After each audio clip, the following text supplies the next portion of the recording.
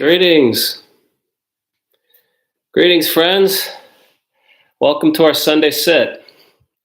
I hope I'm live. YouTube is assuring me that I am, but you never know. I hope you can hear me okay. So, somebody shoot me a message quick, just so I know I'm coming through to you.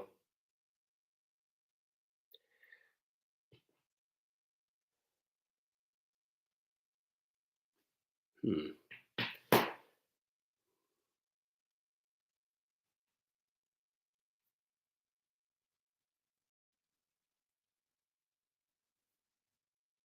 Okay, I'm going to assume that we are connected.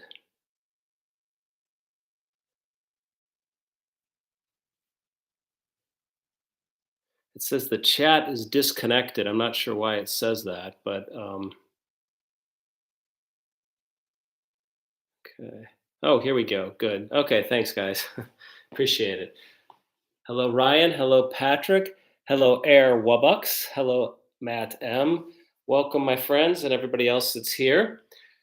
Okay, so we'll do a couple of sits, followed, we'll do one sit, and then we'll do a brief break, and then we'll do a Q&A.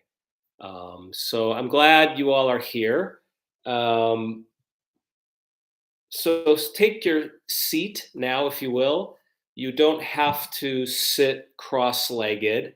There's a few options. You can sit you can sit full lotus, which is both ankles or feet up on the opposite thigh. That's full lotus. Um, I'm going to sit half lotus myself, which means one foot is up on the opposite thigh. You can also sit what's called Burmese, which is just your legs crossed normally. And if you're having back issues, if you're having knee issues, if you're in a situation where physically it's going to be more of a distraction to sit with your legs crossed, then just grab a chair, sit down in the chair. Try not to lean back against the back of the chair, but sit on the edge of it with your back straight. If you're totally out of it today, you could barely log on to YouTube, you can just lay down flat in your bed. We allow that here. Um, and if you are sitting down on a folded up pillow like I am right now, or your meditation cushion, just try and make sure your knees are touching the ground. I talk about this every time, but it's really important to have a solid sitting position, and a big part of that is knees touching the ground. If your knees aren't touching the ground, then you're both wobbling and you're putting a lot of pressure on your sciatica nerve.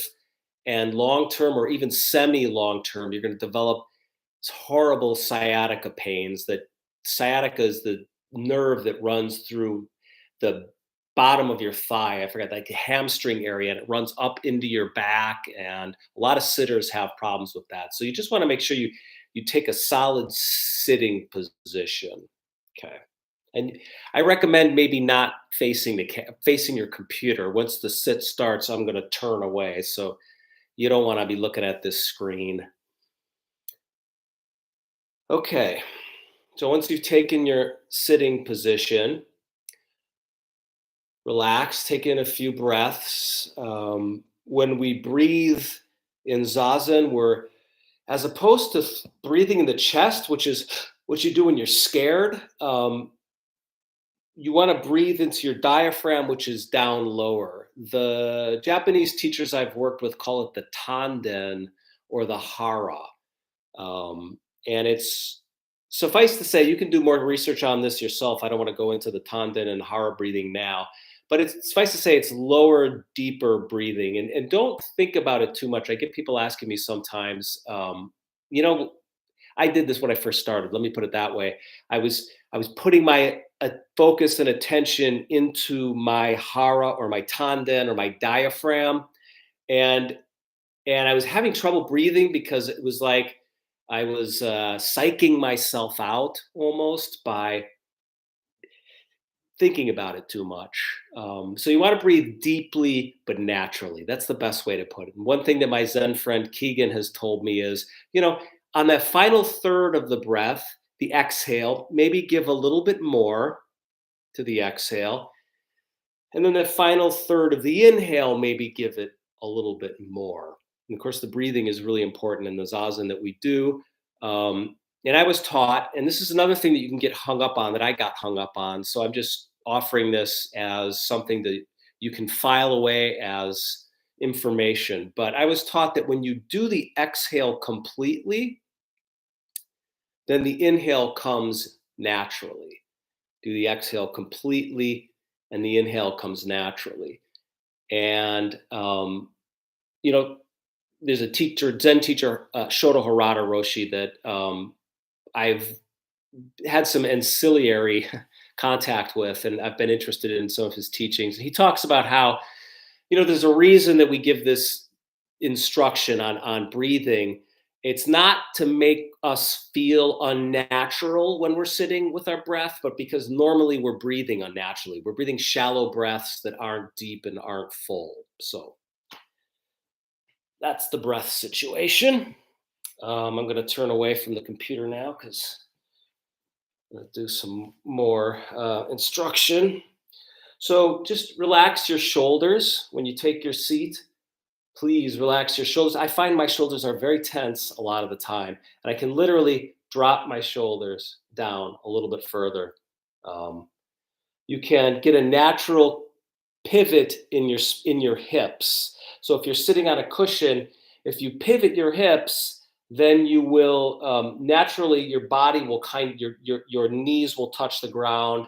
You'll get that natural curvature in your spine, and you'll be sitting up straight. So it's real important to sit up straight, not rigid. Again, not unnaturally rigid or anything, but just straight. The Tibetan teacher Chogyam Trungpa Rinpoche used to talk about having integrity when you sit, like natural earthy integrity in your sit. Um, and it doesn't always feel great, because a lot of times I know I sit at a desk a lot. And so I'm oftentimes hunched, or um, I'm teaching my body to be in a certain position due to the way I live. Um, being on the computer a lot, writing, sitting at a desk. So it can be exhausting to just kind of sit here, to sit up straight, to manifest that physical integrity that Chogyam Trungpa Rinpoche talks about, and sit up straight but not rigid.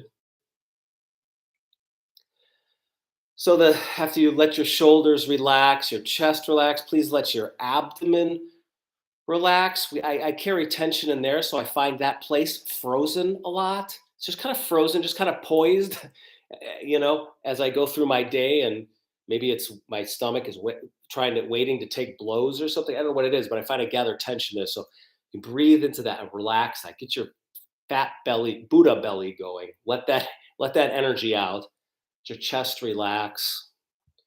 Your hips relax, your knees relax, and thighs touching the ground, your knees touching the ground, your trapezoids are relaxed, your deltoids, your shoulder muscles. And then we let our jaw relax and our facial muscles relax. We let all of our expressions go. Just let that face totally relax. Jaw, forehead, just relaxing it. The tongue lightly touches the roof of the mouth. Your lips are shut because you're breathing through your nose, you're breathing through your nostrils. In an ideal world, your nose and your belly button are parallel. So you get kind of a line going straight down that will tell you that you're sitting up straight. There are a few things that you can do with your hands. In the Zen tradition that I'm in, we hold a mudra, which is right hand on the bottom, and then the left hand is on top. You can see my knuckles are lined up here, and then your thumbs lightly touch. So it looks like this. And then you put this at your diaphragm. And again, if you're going to hold this mudra, make sure your shoulders are relaxed. A lot of people have issues with this mudra because they wind up hunching their shoulders. So if you're going to hold this mudra, which is a great mudra to hold, it ties your posture together. I'm told by Tai Chi people there's a reason, a specific reason in terms of Chi that we do this posture. I can't speak to that. I just know it does give my hands something to do, and it does give me a little bit of energy when I sit like this. Other thing you can do is just take left hand thumb, grip it in your right hand again, very gently, and you just put this at your abdomen. You can rest it in your lap. Final thing you can do, which is what I learned in the Tibetan Shambhala tradition, you just put your hands on your thighs. That's any one of these is good, if you ask me. Okay. So once you have your posture, um, in the Zen tradition, we keep our eyes open with a soft gaze about 3 feet in front of us. So you're by soft gaze, I mean you're activating your peripheral vision as opposed to your focusing vision. And we keep our eyes open, I was taught, because it's really easy to go off into fantasy world and la la land when you shut your eyes. And that's definitely the case for me. Maybe it's sort of been a self-fulfilling prophecy now because I've meditated with my eyes open for most of my meditation career.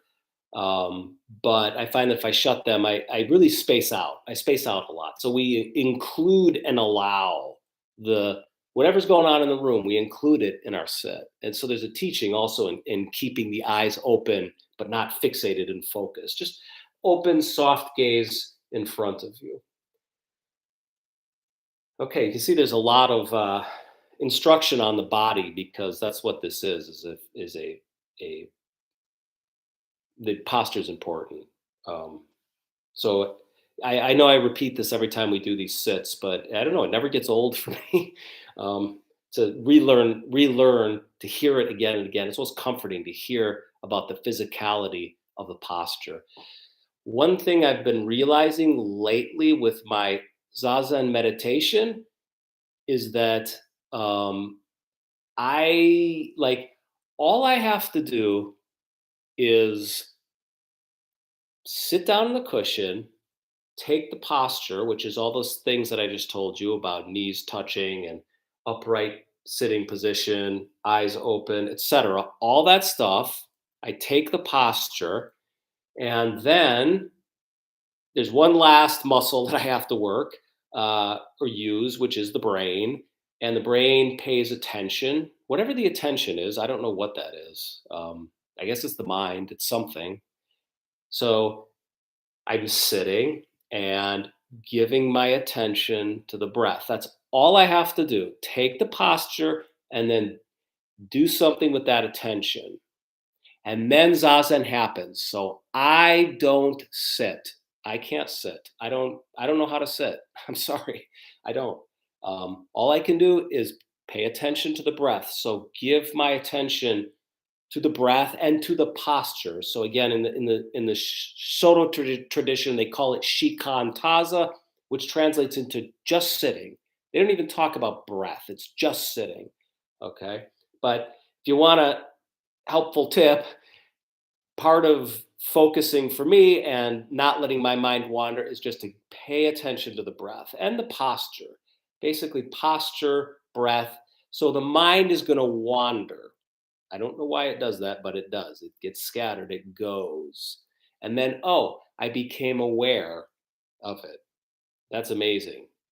I became aware. Awareness will clear thinking, it will clear bad feelings and everything once you become aware of it. And then once you become aware of thinking or whatever else is going on that's distracting you, you can give that attention back to the breath.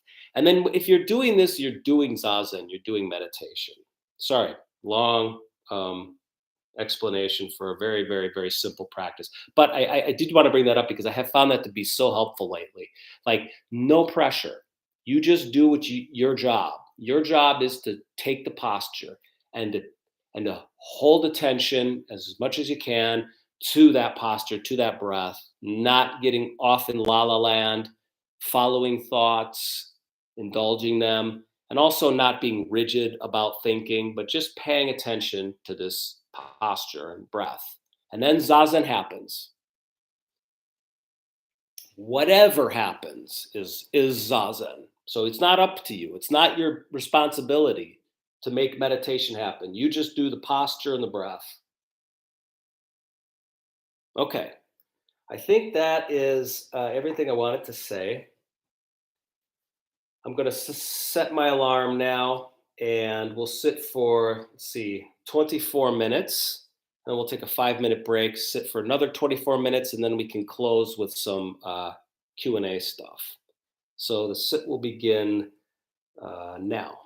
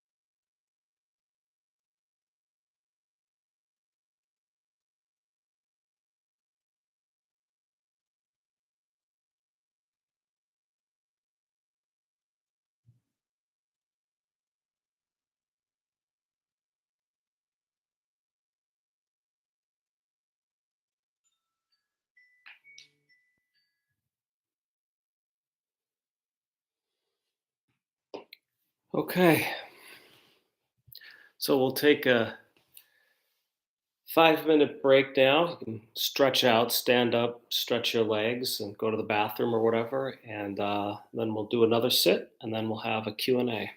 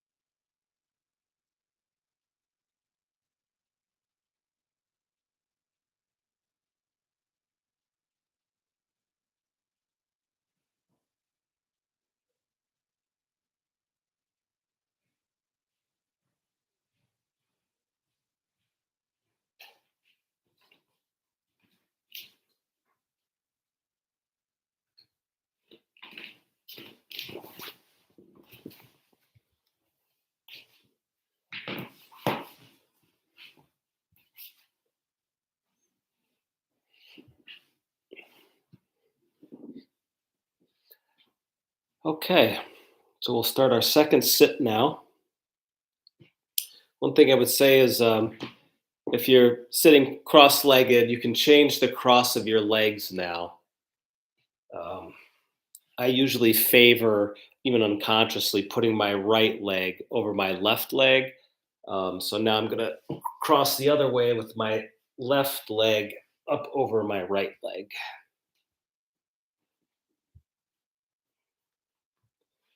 So we'll sit for 24 minutes and I'll let you know when that ends.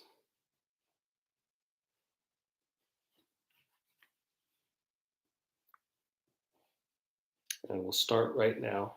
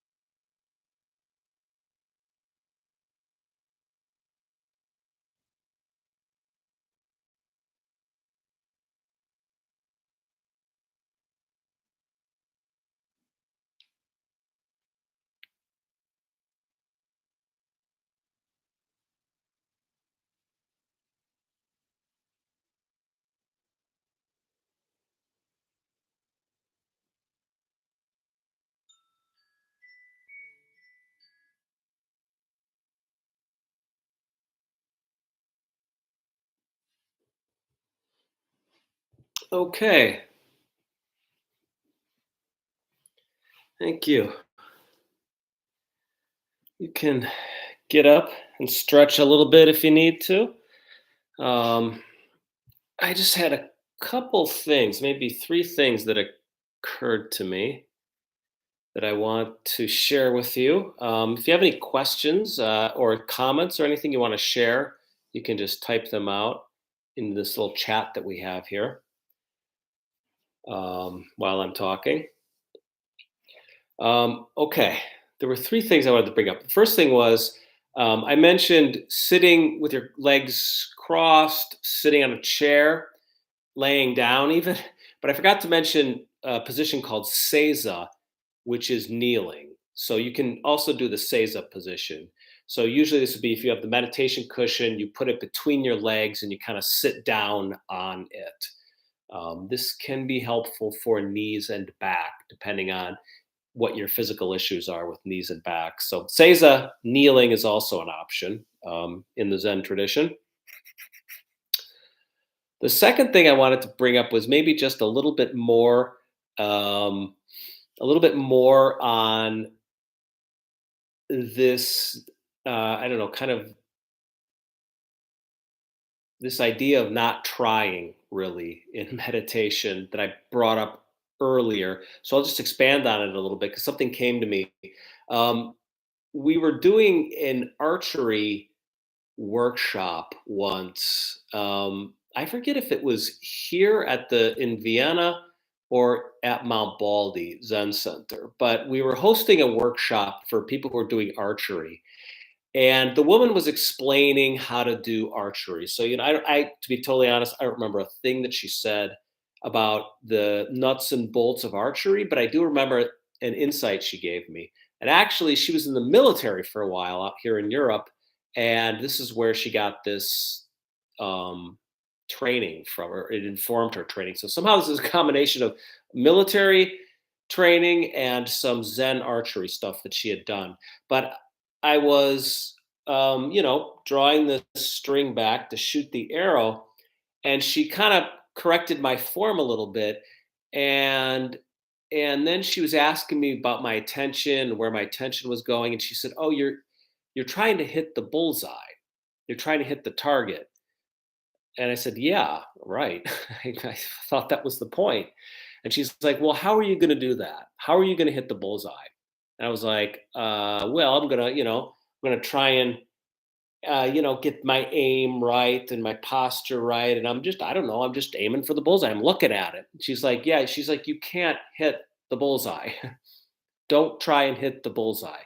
She said, But what you can do is you can break down your form. So you hold the bow a certain way, you stand a certain way, you pull the string back a certain way, your body's a certain way." And so she broke it down for me.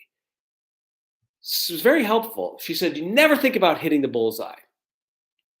Well, that's impossible. How can you do that? Who knows? The wind may come in and blow the arrow away, but there's certain things you can do." So I found that to be a very helpful piece of instruction, and not just for archery but also for meditation zazen, and not even just for meditation zazen but also life. Like, there's certain things that are in our control. So when I sit down to do my zazen, there are certain things that are in my control: how I hold my posture, how sincere I am in terms of returning, like when I become aware that my mind has drifted, returning my attention to my breath, returning my attention to my breath over and over and over. I really, like, I drift sometimes during meditation and I seem to have no control over that, right? But when awareness arises, I can, with total sincerity, now that I'm there present again, I can take my posture, the way we talked about earlier in this live stream, take my posture and give my attention to my breath. That's all I can do. I can't meditate the same way I can't hit the bullseye. All I can do is break it down into steps and then do those steps as best I can. I think there's I find that to be helpful more and more, especially when I day in and day out, when I sit down to meditate and yeah, or when I sit down to do anything really, but when I sit down to meditate, just knowing that my job is just to take the posture and to give pay attention. Like that attention is so important. Pay attention to the breath as much as I can, because like I said, my mind will drift, and I don't really have any control over that. If I could stop it, I would, right? But then when awareness manifests again, and it's clear that I've been thinking, then to give my attention back to the breath, and to do it like sincerely, not to become angry with myself or scold myself. Because if I could have stopped my attention from wandering, I would have, right? But now that awareness is manifested, it's like this precious thing. I mean, we call that the Buddha nature or the awakened nature. We're awake again. So it's like honor it, and give that attention, pay attention, pay it back to the body, posture, and the breath. And we just keep doing this over and over in meditation. That's it. We just keep micro adjusting our posture when we realize our posture is off, giving our attention back to the breath, giving our attention back to the breath. And that's kind of it, or to the breath and to the posture. And that's kind of it for meditation. Then Zazen happens. The third thing I wanted to bring up, somebody sent me a nice question here. Um, and I'll get to that in just a second. The third thing I wanted to bring up was this strange quality of attention and awareness. I remember I was told that my teacher was asked once what the difference was between an awakened or an enlightened person and just a regular person. And I was told that Roshi said the difference is like the space in between when you're aware and when you're not is smaller, and that's it. I don't know how much smaller. I don't know I don't know, but he said this. So you know how it is. You were just doing this sit now, and sometimes your mind just drifted, and then suddenly you remembered or realized or awakened to the practice you were doing, right? And then you did it again, right?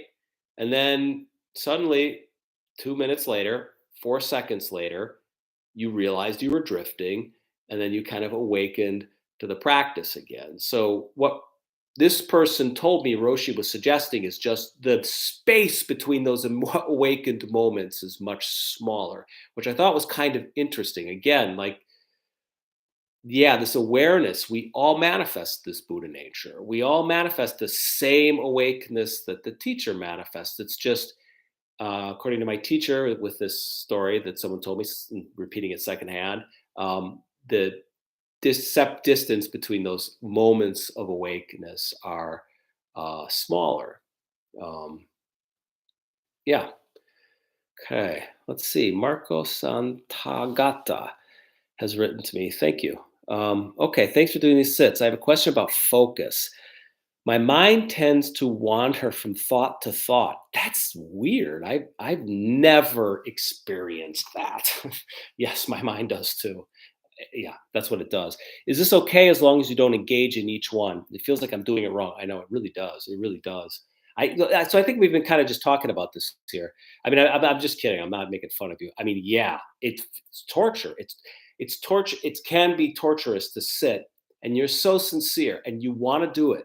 You're putting your Sunday free day, coffee time, relaxation time, New York Times crossword puzzle time into a sit, and you're like, where did it go? Why am I not sitting? What's with all these thoughts? I mean, I've done this for a very long time, and more, I'm just learning to be gentler and gentler with myself. Like I was saying earlier, if I could control my mind, I would control it, you know, and you would too. You would turn the spigot of thinking off, you know, but the mind is it's this organ that generates thinking, and there's nothing to be done about that really, except I think, like I said, when that awakeness or awareness arises when you're sitting, Like, that's really important. And very quickly, like these thoughts will start to be generated, like, oh, there it is, it's awakeness, or, oh, I have to be sitting, or oh, I wasn't sitting, my mind wandered again. I think if I can get anything across, like from my own personal experience, I would get a like, I wish I'd known this earlier. What I would get across is like, don't like when like so when you typed this question, you were aware that your mind is wandering. Your mind is wandering from thought to thought. When you're sitting, you will become aware of the fact that your mind was wandering. Don't get upset about the mind wandering. Just manifest that awareness, or I don't want to say hold it, because you can't hold it. It's just there. It's a gift. It's your Buddha nature. It arose. So I think what I've been trying to do then is just give that awareness to this posture, give it as sincerely as I can, and just keep giving it without criticism of myself for not being able to sit clearly and cleanly for 25 minutes without any distractions. If there's just one moment of awakeness that arises where I'm aware of the room around me, and I'm aware that I'm sitting and I'm not lost in thought. If there's just one moment where I'm not lost in thought and I'm awake, great. That was a gift from the universe, from Buddha, from God, from the quantum realm, wherever it comes from. Super. I'm just like I don't know what the word would be, the caretaker, right? I'm the caretaker. I'm just there to sit and to hold the posture and to do zazen, and when those moments of awareness arise, then I um yeah, try and give them to the sitting, right? Give that awareness and awakeness to the sitting. And it's like it's this combination between being as strong as an ox, because you got to be strong as an ox to do this practice. But if you got a blockhead, if you're being a blockhead about it, because oxen are dumb, like you got to be strong but not dumb. There also has to be this sensitivity and the gentleness, right? To let So it's this combination. You got to be strong to do zazen, but if you're just strong, you're going to be dumb as an ox, and then you're going to miss the whole sit. And I've seen people do that too. So it's somehow this combination between being strong and being gentle, I find. Sorry, that was a long answer to your question. But thanks for that question. It's the eternal question, the thinking mind, the thinking mind, the thinking mind. Um, I hope that was some help. Okay, but oh, I just want to say, because you said it feels like I'm doing it wrong. I don't think you're doing it wrong. I really don't. I think that that's the mind. That's what we're here for, is to sit um, zazen, and the mind.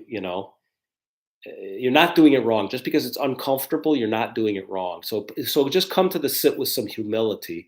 And like that archer teacher told me, you just concentrate on your form and your posture and your attention, and then zazen will arise. But you're not doing it wrong if it feels bad. That's something I had to learn. It took me a long time to learn that. It's hard to sit. It's hard. The mind, sorry, one more thing. The mind, I find it wants to wander. It's painful to sit. It you know psychological issues come up, and there's physical pain, and the brain wants to conserve energy, and it takes a lot of energy to focus and to pay attention and to hold your body a certain way. It takes energy, so it's hard to sit. The mind wants to wander. So however much discipline and focus you can bring to your sit, you know that's what you want to do, even if it's painful. And I find it pays off. It's like working out. It hurts when you're doing it, but you feel so much better afterwards. Think about it more like working out, and less like a think about it more like exercising in terms of pain for gain, and less like some of the LA yoga classes I used to go to, where you're supposed to chant and feel bliss and all that kind of stuff. Hope that's helpful. All right, I'm done. Ryan Brown. Ryan says, my first Zazen teacher suggested that I count breaths to 10 as a means of establishing my practice. I did that for many years. What are your thoughts on breath counting as a form of practice? Yeah, this is a Rinzai Zen thing. and not necessarily a Soto thing. So Ryan must have trained in the Rinzai tradition. Whenever I talk to Soto people, they do not like the breath counting thing. But I was taught breath counting, not by my teacher, not even by my mentor, but variously certain Rinzai teachers have taught me about breath counting. I think it's a good practice. I have to be honest, I haven't done it in a long time, and I only do it when I in the past when I started counting breaths, it was only when I found that my sitting was I just couldn't focus and I got mad at myself and I said, you need to count your breaths, you know? You need to do something instead of just sitting here getting distracted. So I think it's a good practice. My mentor used to say just focusing on anything, just focus on anything when you're sitting. And one thing to focus on is your breath. So the practice is you do an exhale, and that's one count. One. And the inhale comes. And then on two.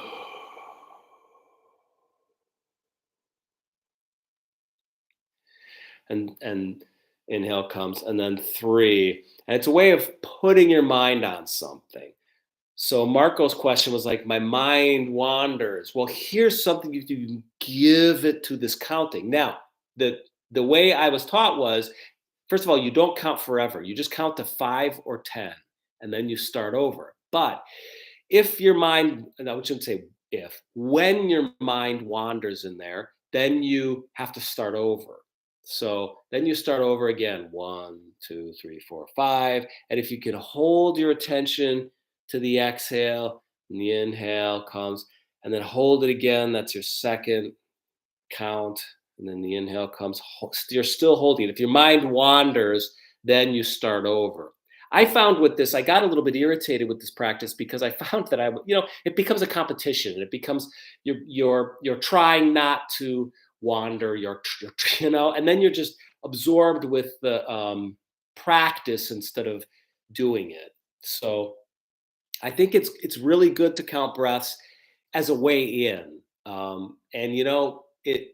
I mean, I'm not too like proud to do breath counting. In fact, Ryan, you just reminded me that that's a practice that I could do when I can't sink into the sit. I mean, some of you may have noticed like it takes a while. Like I did almost 20 minutes of this sit before I realized, and I thought it seemed like I was there in the sit. I wasn't going crazy.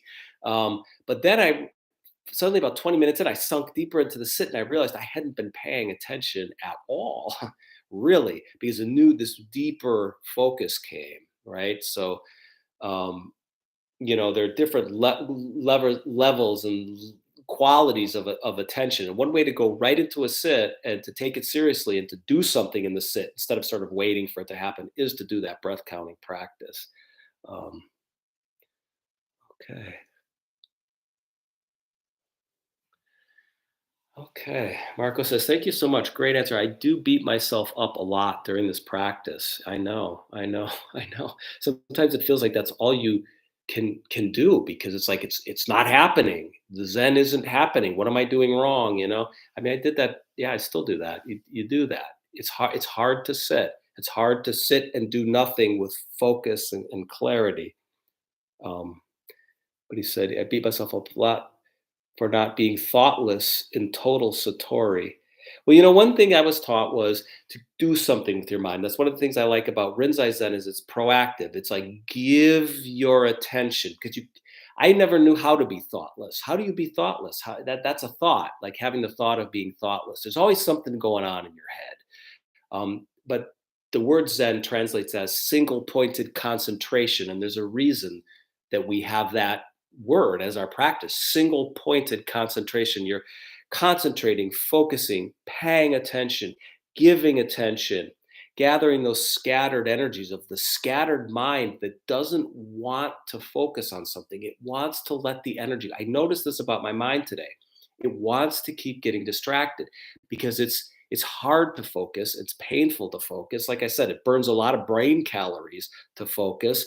But there's a difference between focusing so much that I lose myself and I forget everything around me and getting distracted and dissipated. Like that losing myself is not the same.